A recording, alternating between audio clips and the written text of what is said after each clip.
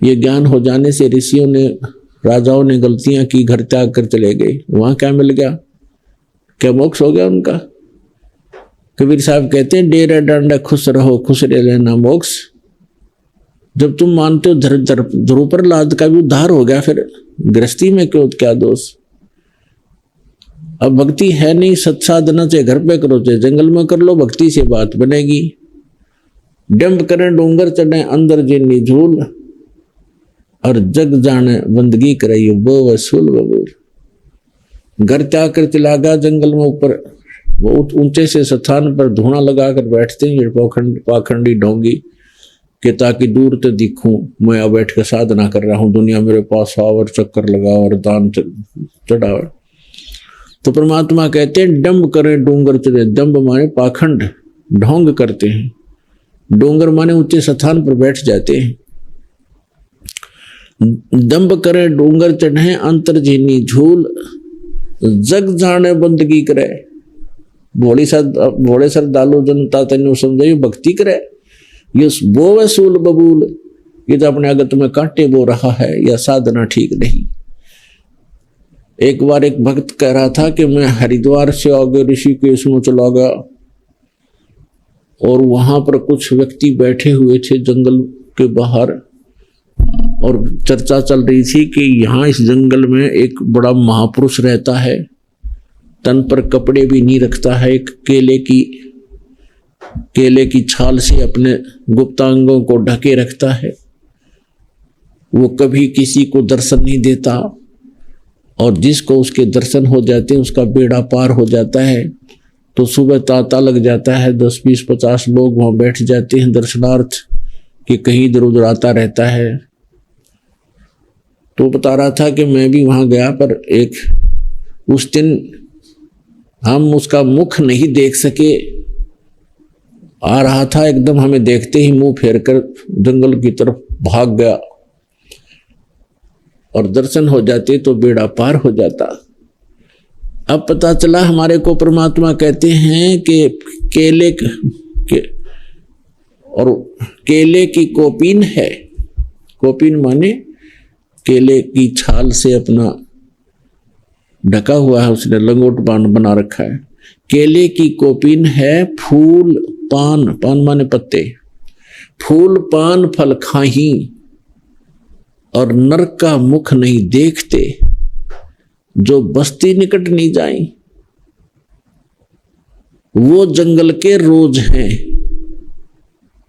वो जंगल के रोज हैं, नील गाय हैं, जो मनुष्यों बिद के जाई, और निस्तिन फिरो उजाड़ में, न्यू परमात्मा पावन आए।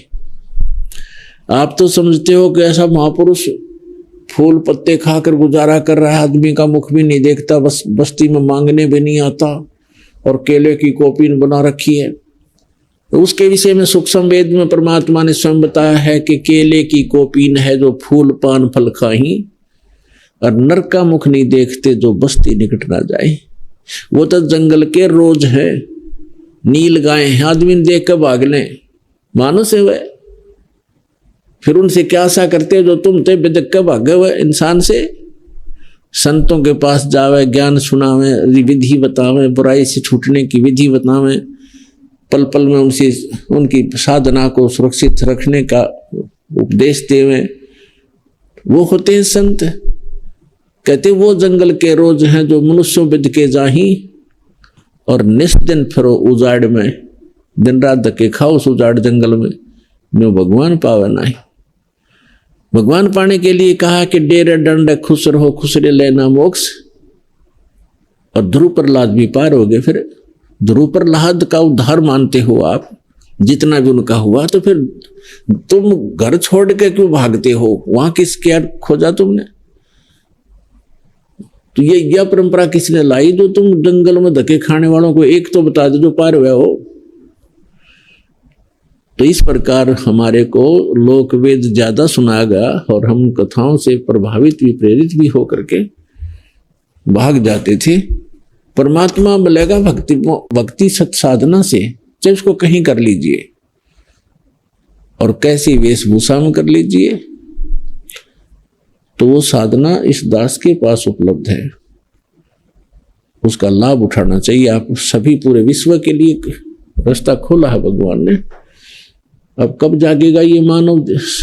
इतना कुछ ज्ञान बता दिया, इतना संघर्ष हो चुका है, जेल तक दास को जाना पड़ गया है, और उसी जब से ये मार्ग प्रशस्त शुरू हुआ है, परमात्मा के बच्चों तक पहुंचाने की चेष्टा की गई है। बहुत सी बाधाएं भी आई हैं, लेकिन समर्थ का साथ रहा है।